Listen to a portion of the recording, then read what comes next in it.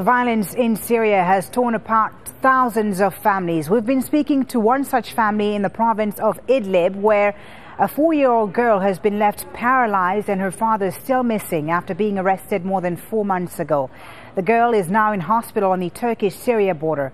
Andrew Simmons has his exclusive report. Maram is safe in Turkey.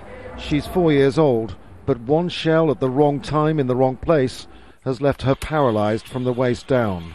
Her mother is distraught, not only because of Maram's injuries.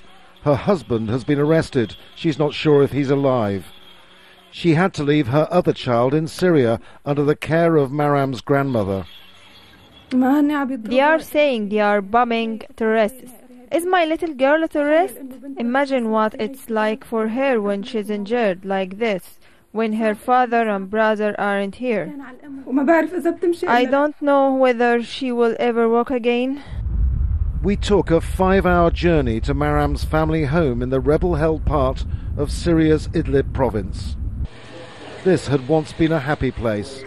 Maram's brother Nabil at first seeming quite content, playing where a shell had crashed through the roof.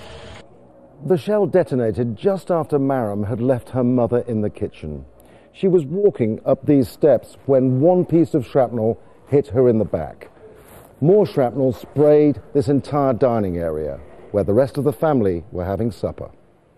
Maram's grandfather was killed. Her grandmother, Hamida, struggles with a broken leg. Apart from losing her husband, she's also lost a teenage son in the explosion. Another was injured, and her third son, Maram's father, had been arrested well before the shell landed. How could I feel anything but angry? My son, this little boy's father, was taken to prison 5 months ago. He's not an activist or rebel. He was studying French. Then came the bombing, and our lives are ruined. Back in Turkey, his sister Maram will make a full recovery from surgery to her abdomen. Her mother is clinging on to the hope that she might one day have specialist treatment that will enable her to walk again. But the doctor here doesn't agree with the hope given to Maram's mother by a visiting surgeon. A paralysed child, an inconsolable mother.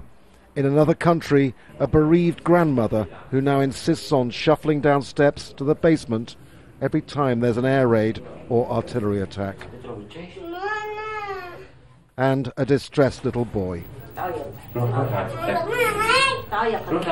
One shell of thousands that land on civilian areas in Syria every day did this. And how many more families will be torn apart in suffering? Undoubtedly, many more. That was Andrew Simmons reporting there from the Turkey-Syria border.